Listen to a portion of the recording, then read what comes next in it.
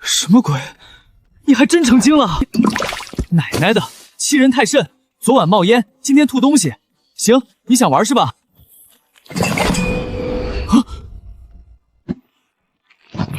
没了，真没了！我倒要看看你到底多能装！是你逼我的，我看你能吞多少！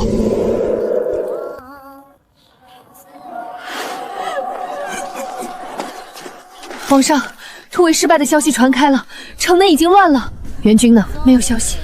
拿出1/3军粮，先救百姓。皇上不可，军粮只够7日，一旦分粮，士兵会先乱。难道让本王看着30万百姓渴死饿死？什么东西？皇上，当心有毒！这是粮食，粮食。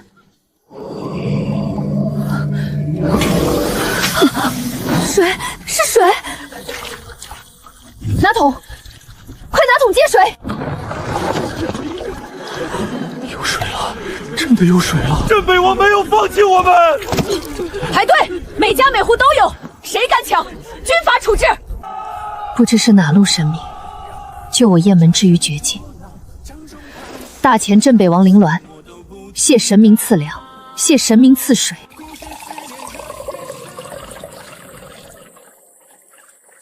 这玩意儿不会真连着阴曹地府吧？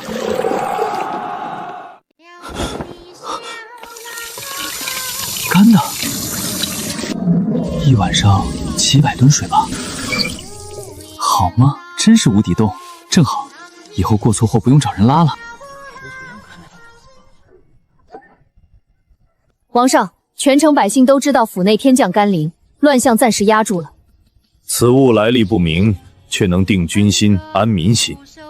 卑职建议将香炉供奉起来，每日焚香祷告。不论它是神物，还是通往何处的异宝，只要能救雁门关，本王都敬他。只要他还能赐下水源或者食物，其他都不重要。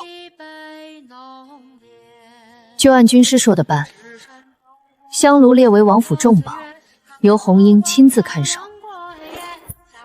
末将领命。老板，昨晚去哪儿风流了？怎么才来？仓库钥匙给我，过期食品都挑出来了吗？大牛他们早就挑好了。老板，其实很多人买东西不看保质期，要不那些东西便宜处理给我，我拿出去卖，到时候给你分成。食品安全的烂账我不碰。我开玩笑的。以后仓库钥匙我自己保管。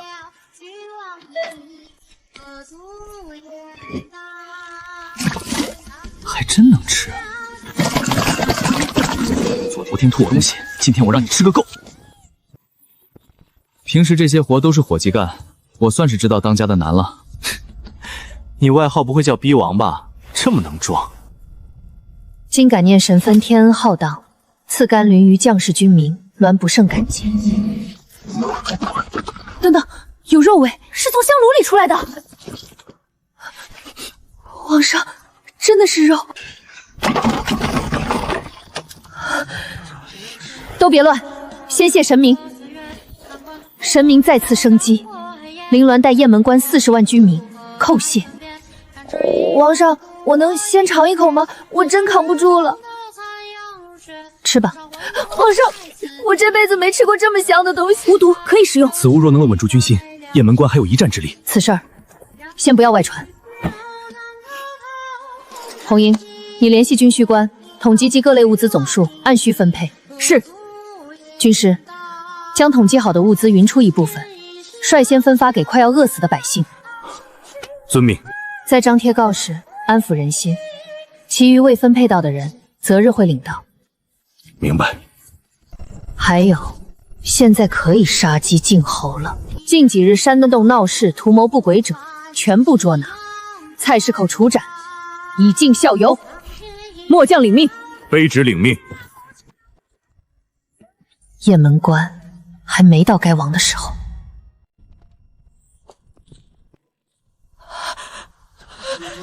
皇上有令，今日先救快要饿死的百姓。皇上还记得我们，上没放弃我们。告示上说了，没分到的人择日也会领到。雁门关有救了！盯紧人群，谁敢煽动闹事，立刻拿下。是。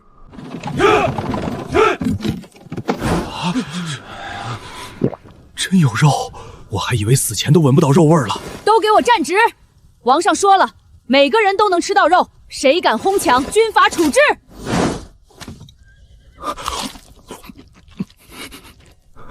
我真活过来了。王氏说了，日后每隔3日就供应此等鲜食，吃饱了就给我日夜操练，待时机成熟，杀出雁门关，灭了匈奴贼寇。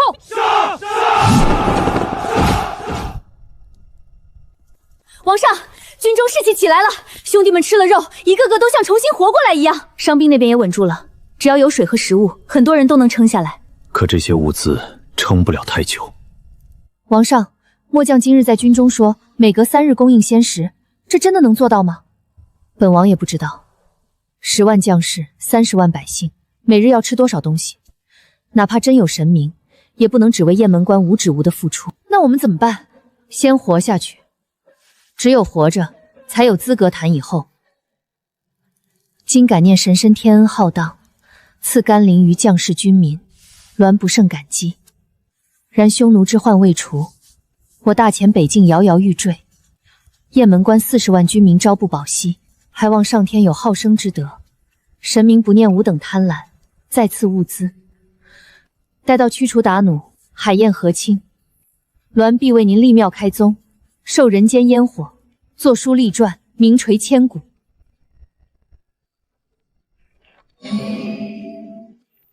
好处对不上，1500。谁这么惦记我？又吐东西！大钱，镇北王，凌乱，匈奴50万大军围城，雁门关40万军民朝不保夕，真有女将军，而且还把我当成了神明。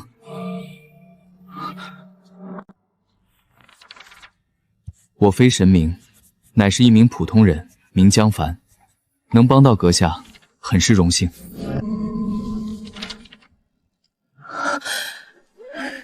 笔墨伺候。江神救万民于水火，解我雁门燃眉之急，胜似神明。吾乃大前镇北王凌乱，不胜感激，还望江神施以援手，救我军民，助我退敌。10万镇北军，30万百姓，匈奴50万围城，断水断粮1个月。40万人，我一个开超市的，拿什么养？我会尽量想办法。食物需要筹集，先行供水。你马上差人去挖好一个蓄水池。多谢江神，大恩大德无以为报。立刻挖蓄水池，通知下去，明日无限量供水，每家百姓派1人前来打水。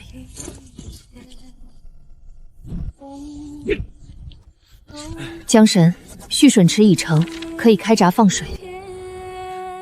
行，先救命。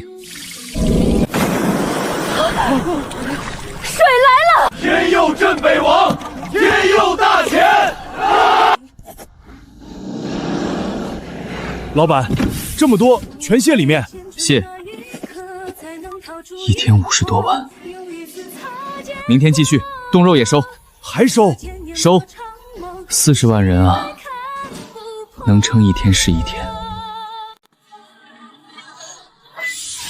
老板，今天全是冻肉。将士们不吃肉，哪有力气杀敌？40万左右，百姓吃差点，先全面供给士兵。这些东西应该够他们坚持半个月。感念江神恩德，今日全城百姓都解决了饮水问题，还有余量灌溉田地。江神实乃鸾的神明。食物我已经储备完毕，明天就可传输。江神在上，请受鸾一拜。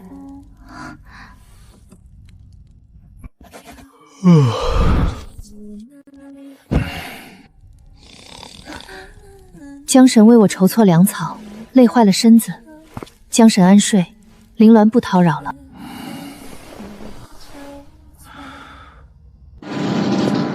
这么多东西，一件一件往里扔，那得扔到猴年马月。要是你能自己传送就好了。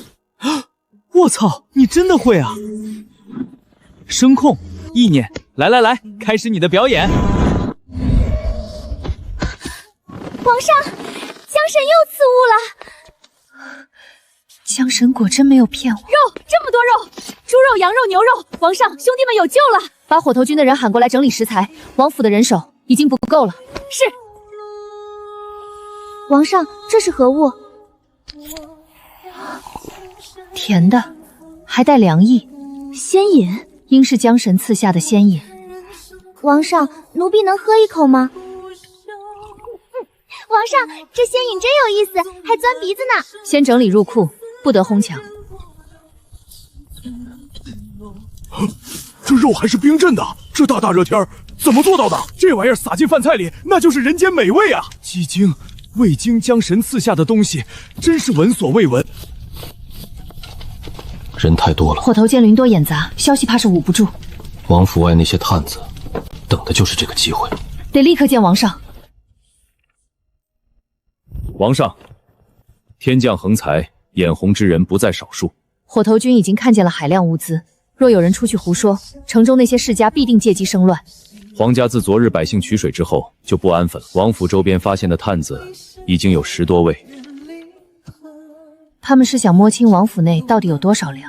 军中也有流言，说这些物资是朝廷拨来的，王府封锁消息，扣押不发，只给亲卫军，还有洛卿亲卫已经遭到偷袭，伤残严重。红英，立即调一半地方军，一半亲卫军，混合编队，拱卫王府。遵命。所有火头军暂时不得出我王府，就地扎营。皇上是要封住消息，敌人越想摸清王府内的状况，本王越要固步一阵。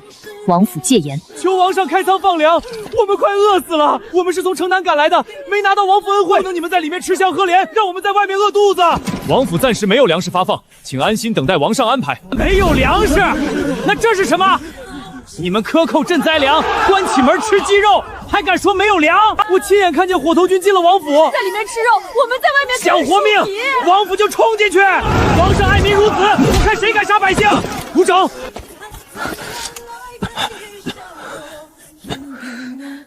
快把他抬下去治疗。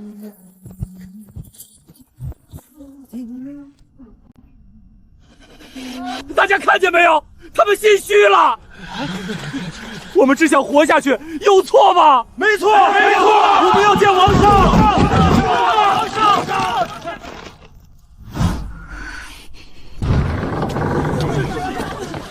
本王在此，谁要见我？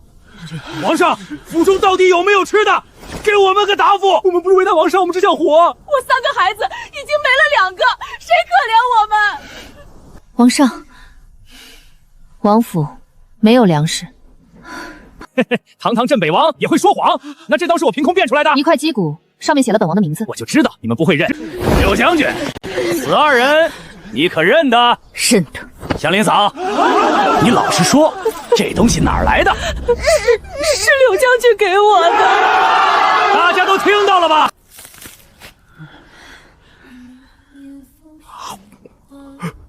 这东西我从没吃过。王府里真有仙食。牛儿，这是我自己的东西，跟王上无关。他们慌了，他们开始狡辩了。祥林嫂还说了，王府里这种仙食有无数个。我没这么说过，柳将军对不起，他们抓了我孙子，逼我这么说。畜生！现在真相就在眼前，没人可怜我们，那我们就自己去抢粮，抢粮！闹吧，闹得越大越好。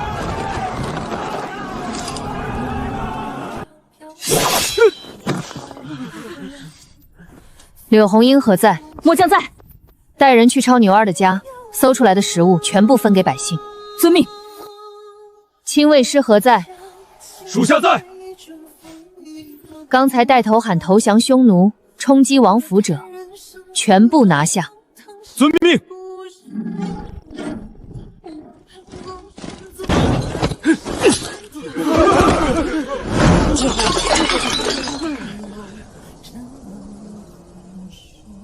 非常之时，谁敢乱我军民之心，本王绝不轻饶。诸位父老乡亲，可纣王为何杀他们？因为他们是被匈奴人买通的奸细，故意煽风点火，乱我军民之心。我娘亲就是被他们害死的。该死！这群人早该死了！王上是在为民除害。匈奴人在城外久攻不下，比我们更急，所以他们才收买奸细，在城内兴风作浪。本王宣布，自即日起，凡举报奸细并查证数实者，赏米3斤，肉1斤。米，还有肉，举报奸细就有赏。今日，王府全员省下1天口粮，加上从牛二家超出的粮食，半个时辰后施粥。皇上千岁！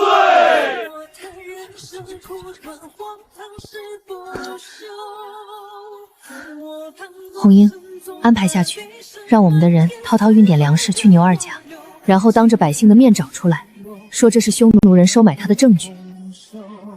不错，你会动脑子了，末将不敢。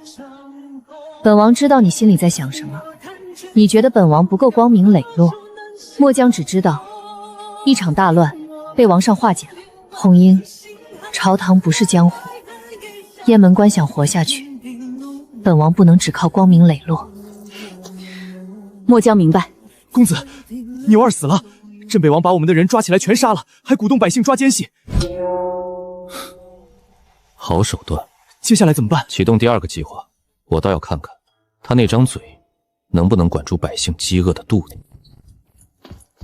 皇上，百姓现在对奸细恨之入骨，按举报抓到了不少真奸细，已经押入大牢。别杀，先好生看着，好生看着，关键时候有大用。皇上，末将有一事不解，说，既然江神如此厉害，您为何不让江神多给我们一点食物？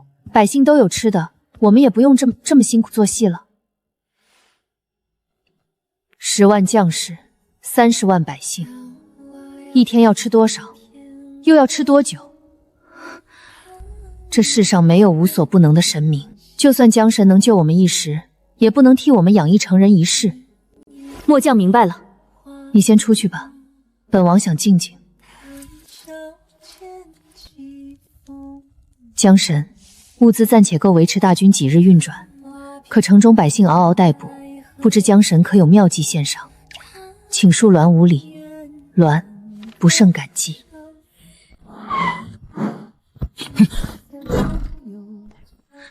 张小丽，你带人闯我家？江凡，你当个破事老板了不起啊，还敢对我潜规则？仙人跳，少废话！20万，今晚打钱。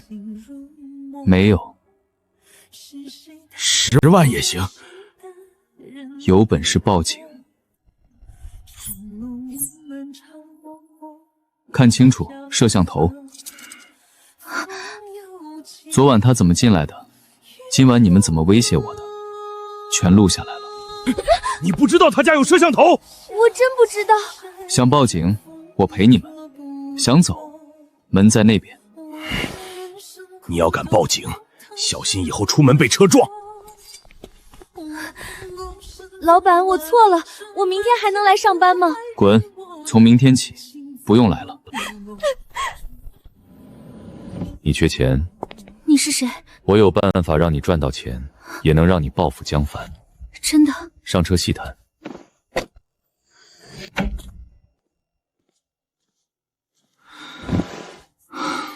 一天好心情全被这帮杂叟搅了。又求助，我真当自己是神了？我现在也快吃不起饭了。老实告诉你，我现在穷得快吃不起饭了，别指望我了。100多万砸进去，我图什么？什么情况？这是金银珠宝。江神请恕罪，栾只知索取，忘了回报。这些钱财就当是对江神的报答，还望能够解决江神当前的麻烦。我这是吃上女战神软饭了。姑娘客气了，在下刚才心情欠佳，出言粗鄙，开往海涵，择日物资继续奉上，请耐心等待。做个俗人，贪财好色，色暂时够不到，这钱可就在眼前。不行，得找懂行的人看看，这些玩意儿到底值多少钱。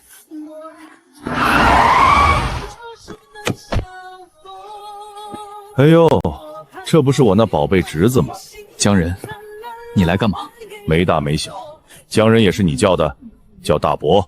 大女爷。城中村长大的东西，果然跟你那个废物爹一样，满口脏话。不准说我爸，跟我兄没用。你爸是老头捡来的，你更没资格继承江家的东西。今天我来，就是问你什么时候搬走。还有，超市，你也没有继承权。老头子留给我的东西，轮不到你说了算。法律层面，你没资格。看在老头子的面子上，留你住了这么久，现在你也该滚了。你敢动老宅和超市试试？你拿什么跟我斗？还有，老头留下的遗物一件都不属于你，特别是香炉。你知道香炉？哼，看来东西真在你手上。别抱幻想，你没得选。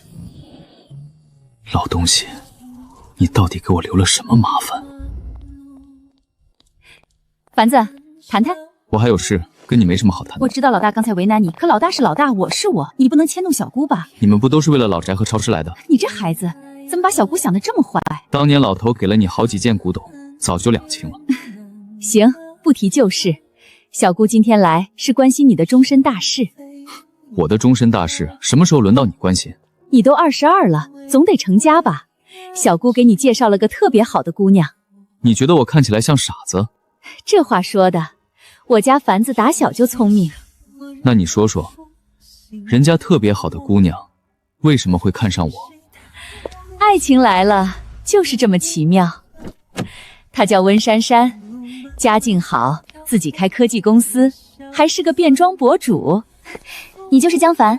你好，我叫温珊珊。你真的好好考虑考虑，你如果答应，我们明天就去登记结婚。啊？你没听错。小凡子，你给我放聪明点儿。珊珊刚才说想吃冰淇淋，她家里漏水，今晚没地方住，你们去看电影，看完都12点多了，你再带珊珊回老宅休息。老宅房间多。这也是你的意思？好，既然这样，我们就出发吧。还愣着干嘛？快跟着他去！你到底要带我去哪儿？这附近的电影院不在这个方向吧？我知道一家私人影院，那里更隐秘、更安全。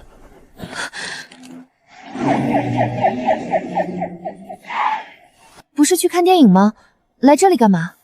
啊！警察叔叔，有人当街拉客，涉嫌卖淫。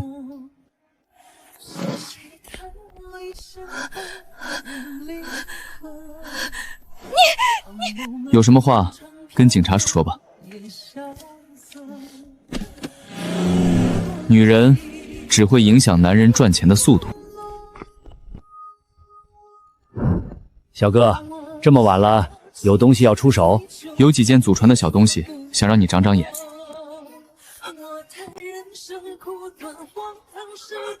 快，抽屉里有速效救心丸。你个死老头，有病早点说，我还以为你要碰瓷呢。你到底要看到什么时候？小哥，这东西哪儿来的？祖传的。老实告诉你吧，这玩意儿是绝世珍宝。绝世珍宝？传说中的凤求凰玉佩，乃是失落古国大前王朝的东西。大前？难道真有这个朝代？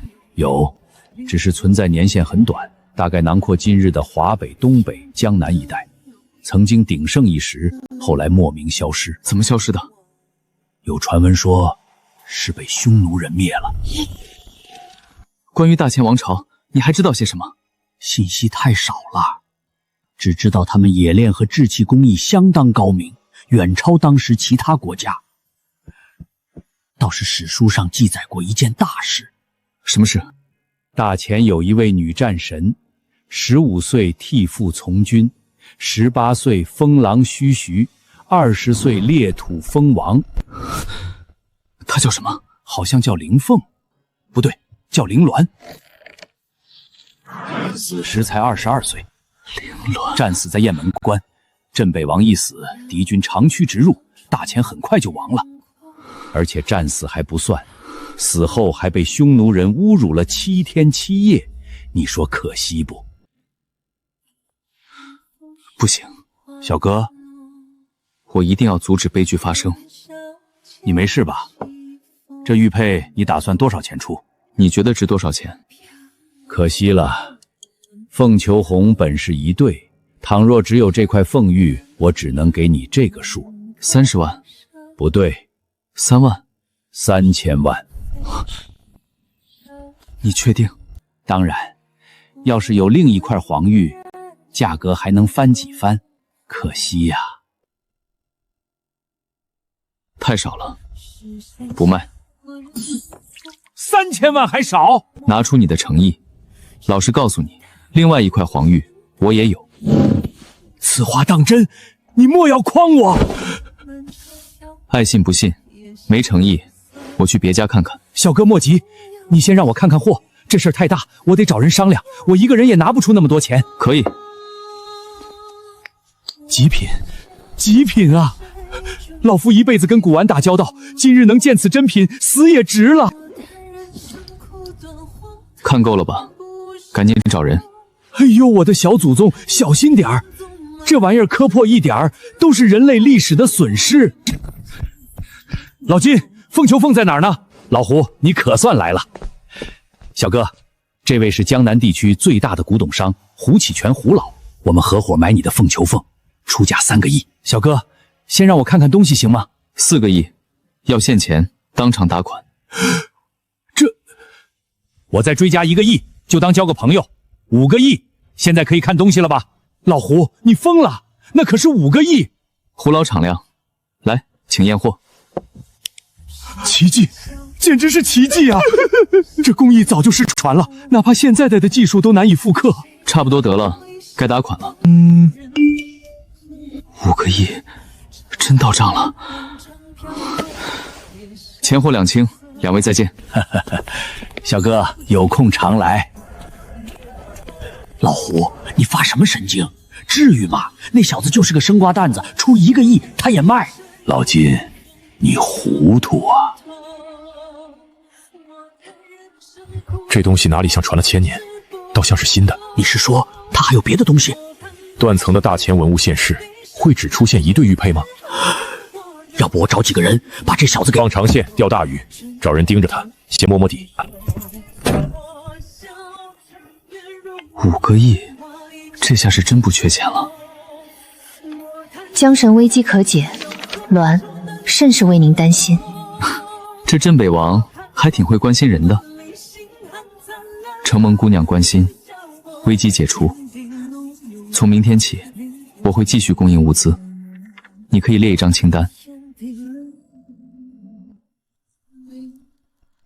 王上，很晚了，您快休息吧。好。快取支笔来。诺。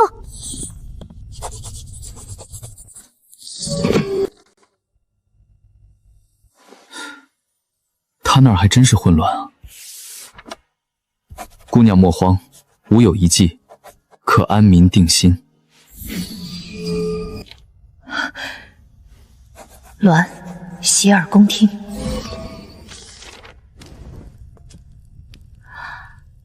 好计！臭丫头，你笑什么？奴婢笑王上长大了，也懂男女之事了。本王在读江神大作，如醍醐灌顶，豁然开朗而笑，与男女之事何干？军国大事，奴婢不懂。可王上刚才的模样，像极了收到远方情郎锦书的相思女子。这一夜不能睡了。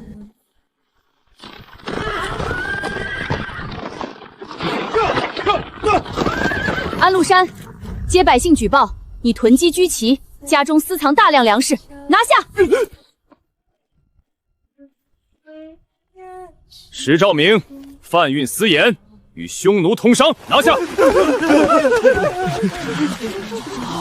这些人也有今天，王上终于替我们出气了。凡煽动闹事、囤粮通敌、欺压百姓者，一个都跑不了。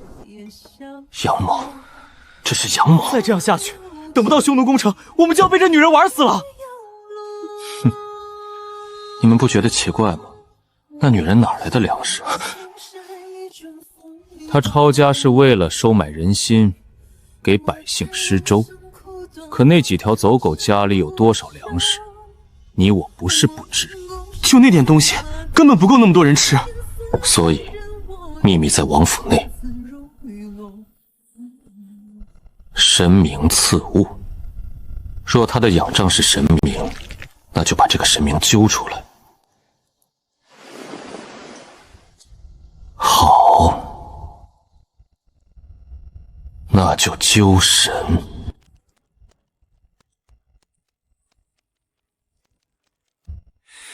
这帮鹰犬走狗，还真没几个三瓜俩枣。一个个平日里狐假虎威，真抄出来也就这点东西。连这些办事徐灵尚且如此，北京百姓平日过的是什么日子，可想而知。王上，这种不是生产盘剥百姓的士族，整个大钱不知有多少，整治得完吗？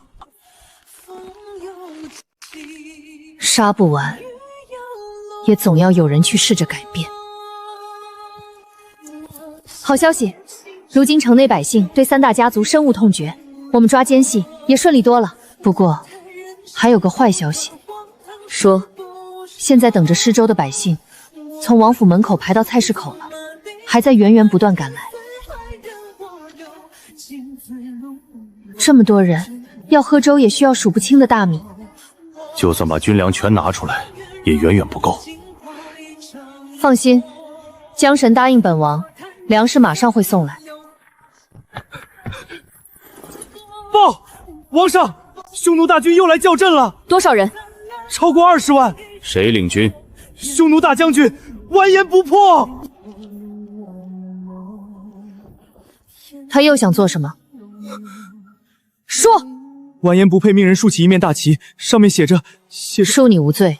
说。写着要把王上抓去犒赏三军。岂有此理！点齐兵马，随我出城！今日不斩完颜不血狗头，我誓不为人！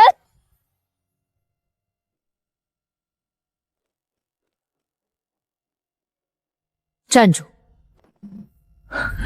高挂免战牌，必战！王上，让他们骂我们的士兵，不准还嘴。王上，匈奴这般侮辱您，难道我们连骂都不能骂回去？柳红英，你想抗命不成？末将不敢。匈奴人如此下作，是因为有人把城中有食物的消息传出去了。他们急了。没错，他们越急，我们越要稳。匈奴向以战养战，速战速决，完颜不撇调动50万大军围城，消耗同样巨大。他们缺粮，我们也缺粮，可他们不知道我们现在有江神赐物，所以我们不出战。不出战，不但不出战，还要大吃大喝，故意吃给他们看。这一招够损！传令城楼，架锅煮肉，再把江神赐下的调料都用上，让香味飘到匈奴军阵里。末将亲自去办。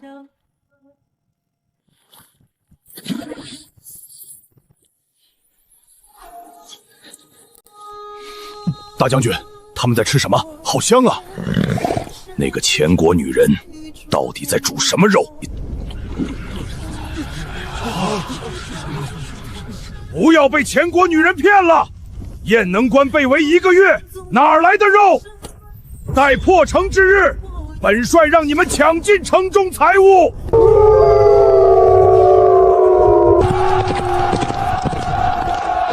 大将军，不如现在一鼓作气攻城。匈奴狗想吃吗？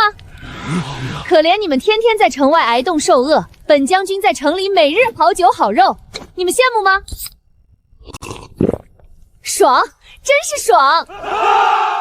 儿郎们，爽不爽？爽爽爽！旺财，这猪皮本将军不爱吃，给你了。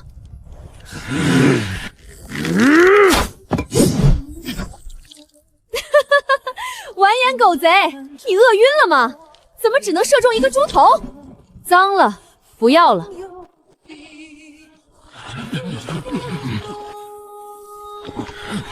谁敢出去，定斩不挠！不准去，谁去谁死！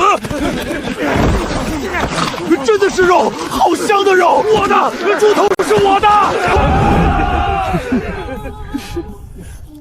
匈奴兄弟，不要抢，慢慢吃，还有呢。你们放心吃，放心喝，我们绝不放箭。谁让你们只扔骨头的？把我们吃不完的肉也给匈奴兄弟。谁愿意打仗？还不是完颜不骗那个屠夫逼的。你们有妻儿老小，人家匈奴兄弟就没有吗？不打仗的时候，大家都是苦命人。我们在城里吃肉喝酒，你们却连一顿肉都吃不上，凭什么？我想卓玛了，我也想我的热埃卡了。打什么仗？我要回草原，我要回家。我们王上说了，想回家的匈奴兄弟，明日在城门口领1斤白面馍，1斤猪肉。白面馍还有猪肉。对了，每人还送1瓶鲜酿。甜的，长生天啊！这是什么仙水？将军，现在城下聚了1万多人，是放箭的大好机会。放你奶奶的头！谁敢射匈奴兄弟，本将军先弄死他！这是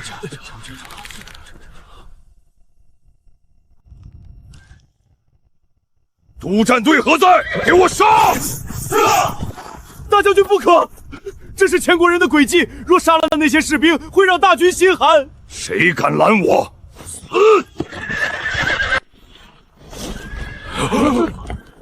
他们要杀我们，我们不能坐以待毙。为了卓玛，为了阿妈！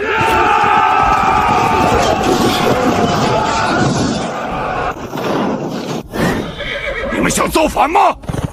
王庭狼卫，随我冲锋！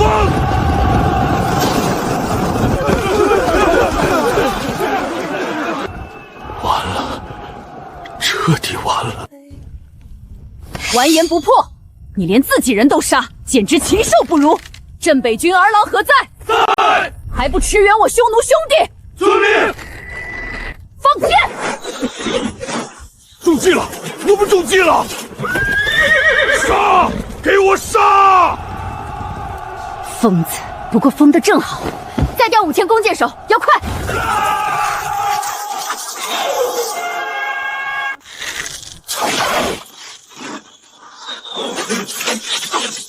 快，再调5000弓箭手！是。将军，他们上蹲阵了！压住王庭狼卫，别让他们稳住阵脚！报，王上有令，鸣金收兵。令王上感念匈奴士兵条件艰坎，特送上肥肉50斤。遵命。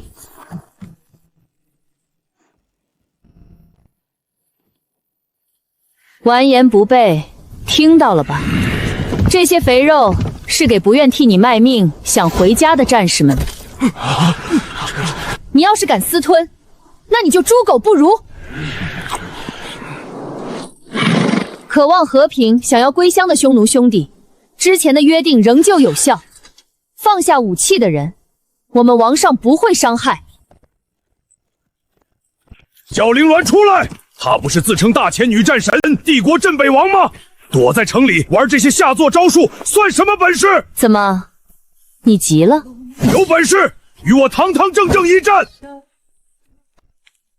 兄弟们，我们唱首歌给大将军听，好不好？好！预备起！完颜战功满天下，赔了军心又折兵。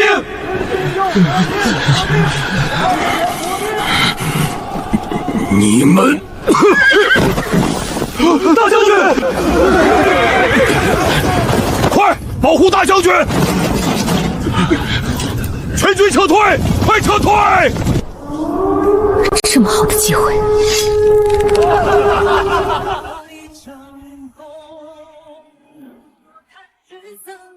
皇上，完颜不破吐血昏厥，匈奴退了。真的退了？退是退了，可惜我们现在腾不出手追杀，否则这一战能重创匈奴主力，乱其军心已经足够。短时间内，匈奴应该不会再轻易叫阵。不过，我们马上要面对更严峻的麻烦。城内那些人开始闹了。没错。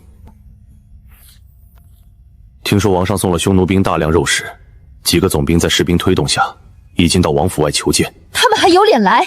还有一批百姓正在等王府施粥，听到匈奴人都分到了肉，已经开始叫骂。王上，我出去跟他们理论，我倒要看看谁敢造次。你这脑子能不能别总想着打打杀杀？知道了。百姓和士兵只看眼前利益，凭什么匈奴人有肉，他们没有？这个问题不能靠剑解决。军师怎么看？那些总兵不是完全没有大局观，只是被手下逼迫而来。若轻易给肉，以后只会更加肆无忌惮。所以不能退。不能退，那就不给。肉是要给，但要给的有价值。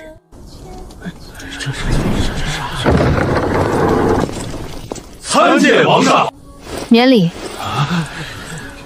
本王知道你们在想什么，也知道你们的无奈。本王确实有一批肉，但是想得到它，就拿军功来换。王上，这是要主动进攻匈奴，万万不可呀！严世昭，我看你是昏了头。匈奴军心已乱，你们看不出来吗？本王当着全城百姓的面把话放在这儿，从现在起，哪一支军队斩敌最多，成果最大，就能分到最多的粮食和肉。我大钱不养闲人，我镇北军更不养废物。火头军，把肉粮鲜尿都搬出来，让他们看清楚。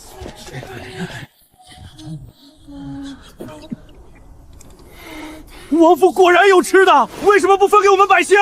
王上，你一向爱民如子，怎么能这样？行，要你们都拿去也可以。回头你们去上战场，粮食不多，只能优先供给军队。谁有本事打匈奴人，本王就给谁。不服，边上站着去，没人惯着你们。皇上，既然王府早有这么多军粮，为何不早些分发去？吃不饱饭，哪来的力气打匈奴？王上该不会是瞒不下去了，才出此下策吧？是又如何？不是又如何？你们算什么东西？本王做事，难道还需要向尔等解释？属下不敢。不敢，就把嘴闭上。本王不介意在战时砍几名总兵出气。本王今日就告诉你们，为何这粮食不能随便发。因为我们将士当中，有许多军纪涣散、滥竽充数、好吃懒做的败类。他们一不能与敌军交战，二不能护佑黎民，只知道拉帮结派、结党营私、贪墨军饷。若这粮食发给了这些人，本王愧对皇帝陛下，愧对大前万民。各位父老乡亲，你们可愿意这粮食给那帮渣子？不愿意，我们不答应。把那些兵痞赶出去，他们不配吃军粮。皇上英明。严总兵，没吃饭吗？喊大声点啊！皇上英明。报！启禀王上，我军第3路总兵苗人凤携所部兵马偷袭匈奴后军，斩敌3000，大获全胜。皇上，苗子凤什么时候去埋伏的？为何我不知道？你是在想，这种美差怎么没给你？你乃我军副将，干系重大。你若不在城门楼上，完颜不废必会起疑。所以我在城楼上吸引完颜不败，苗祖通才能偷袭后军。连环计。王上英明。皇上，末将幸不辱命。快请起。这才是真正打匈奴的军队，他们该吃肉，他们该吃粮。兄弟们都辛苦了，好酒好肉已备好。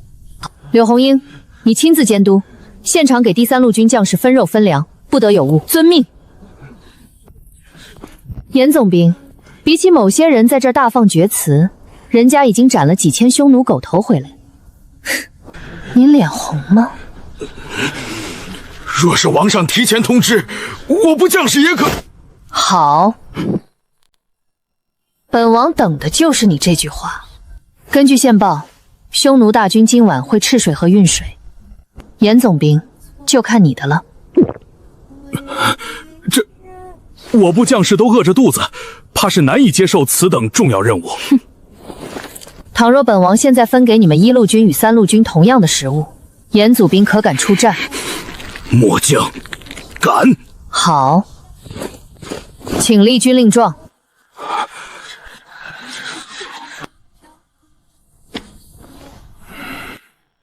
军令状。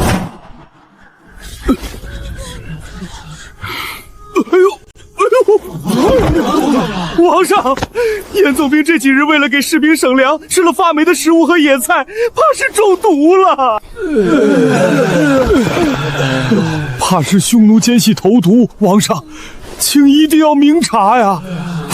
刚才一听有肉吃，一个比一个精神；一听要打仗，立马全病了。这帮饭桶也配当总兵？起来，都给本将军起来！柳将军，我们是真的难受，不信可找军医。柳红英，退下。没看到诸位总兵都病了吗？他们是我镇北军铁骨铮铮的汉子，怎会做出装病这种无耻之事？来人，调最好的军医过去，给诸位总兵治病。是。另外，给每位总兵分10斤肉，让他们滋补身体，早日康复，为我军建功立业。多谢王上厚爱，吾等势必早日康复，将敌人赶回漠北。去吧，都去休息。各位父老乡亲放心，你们虽然没肉吃，可该有的粥绝对供应。有救了！往后每日最少2顿。另外，想要耕种的人可以来王府领种子。从明日起，王府的水每日供应3次。天佑镇北王，天佑大前居民！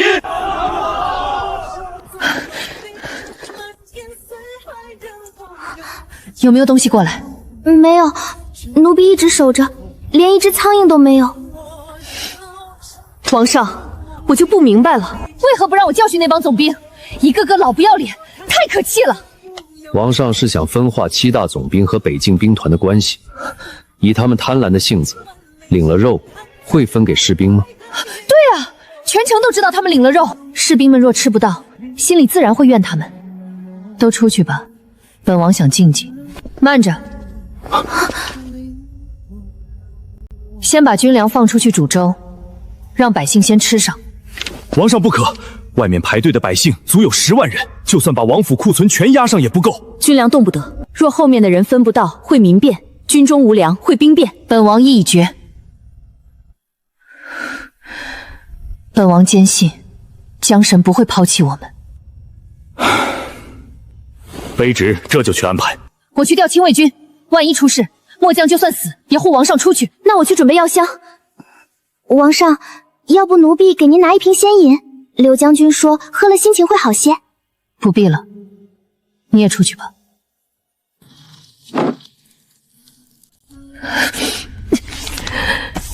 悠悠苍天，何薄于我？有人举报你这家超市涉嫌售卖假烟，调查期间暂停营业。那些假烟不是我的，具体情况等调查结果。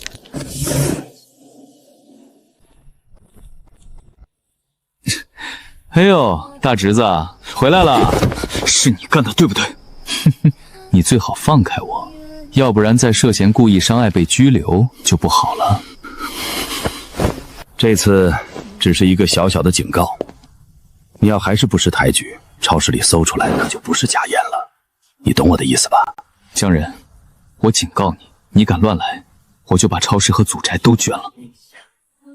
产权在我手里，我想怎么处理就怎么处理。你跟老头一点血缘关系都没有，真打官司，你以为你赢得？那你去告，老头子的遗嘱在我这儿。你妹妹的野心不比你小，还他找过我。江平找过你？当然，你能想到的事，他怎么可能想不到？不要跟那个女人接触，她比我更危险。那可不一定，他能给我女人，你能给吗？他能给的，我也能给。你最近别乱来，我会安排。那你最近最好别骚扰我，你再逼我，我就去投靠江平。哼。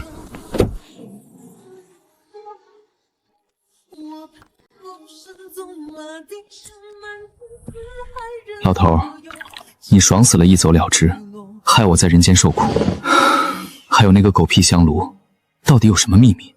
你大儿子也想要？悠悠苍天，何伯于我？完了，我答应今天给他百姓施粥，现在都快天黑了。抱歉，有事耽搁，我马上送来。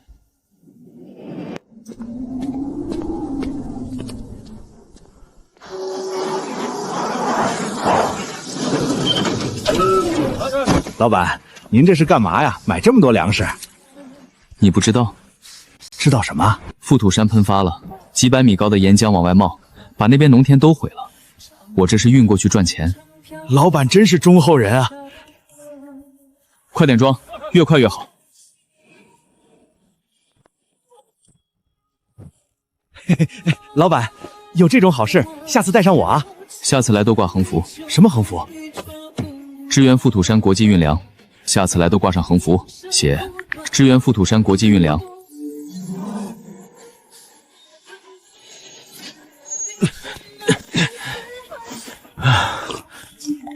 一人1000，拿去撸串。谢谢老板。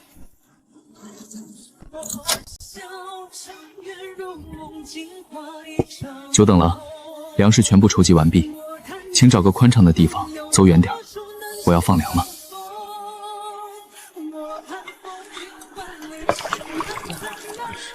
你们搞什么？怎么越来越少了？给不起就别给，不带这么欺负人的。我看王府的人就是把好东西留给自己吃了。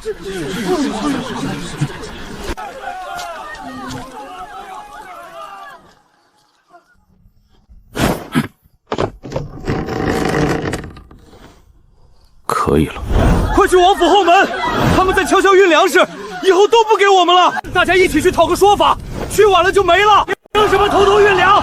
那是我们的粮，去后门抢也要抢回来。不对，这后门也太好进了。快跑，有诈！吾等接到线报，匈奴人打扮成百姓，妄图冲击王府，扰乱我城内政。此心天诛地灭，罪该万死。放箭！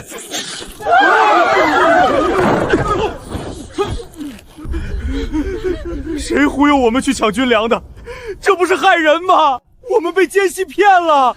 镇北王怎么可能亏待百姓？王府门口已经在补偿，之前没吃饱的人可以再去领一碗。运粮过来不需要时间吗？你们宁愿被人蛊惑，也不愿相信王上，真是休钱人！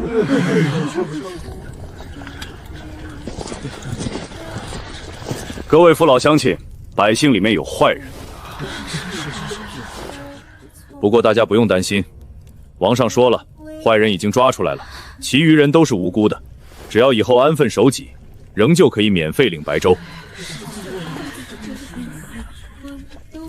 谁能指认这些人，每人多领一碗粥，外加一根鸡腿。当然，你们也有机会。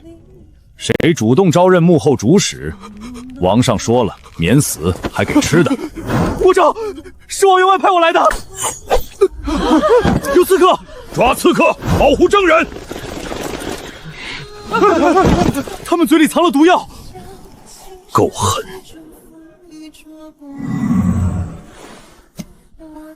凌乱那边应该准备好了吧？开始放粮。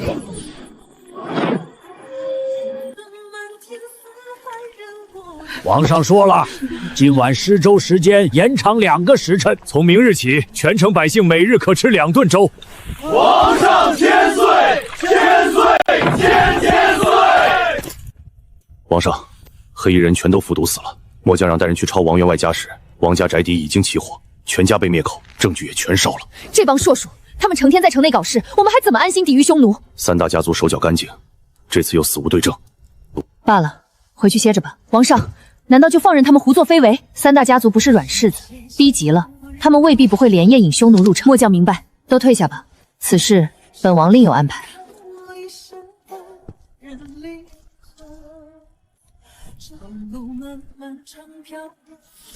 江神可否安寝？粮食危机虽已解，可栾苦思冥想，仍不得破敌之策。若江神不令赐教，栾愿付出任何代价。不用猜，又是来道歉的。区区匈奴草包，无关之如土鸡哑狗。姑娘莫慌，我这就给你想办法。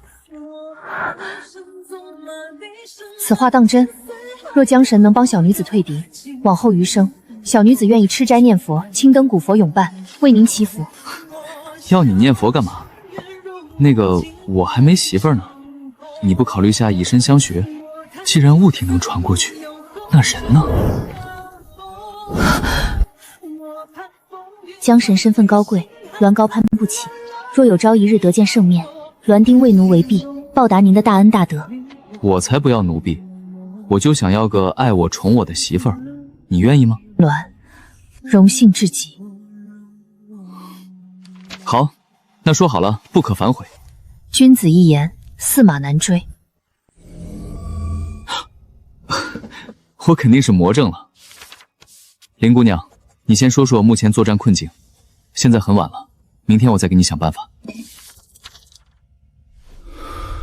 北安城外就是雁门关，战略缓冲几乎没有。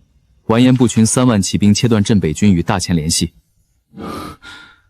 完颜部破47万大军，3个大营互为犄角，骑兵对步兵，正面硬打就是送人头，战术战略都不够，只能靠装备和补给降维打击。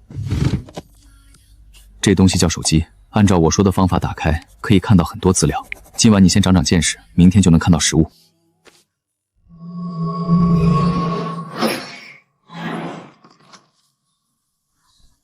朕的天宫造物，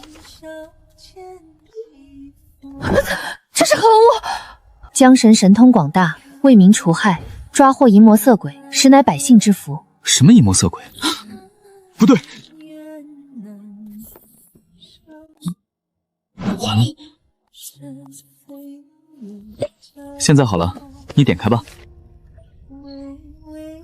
快传军师，传柳将军。卑职乃男儿身，进王上闺房，怕有不妥。皇上交代了，无碍。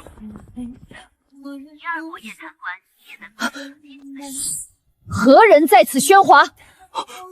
不好，王上中了摄魂妖术。看招，待我毁了这鬼屋！不要！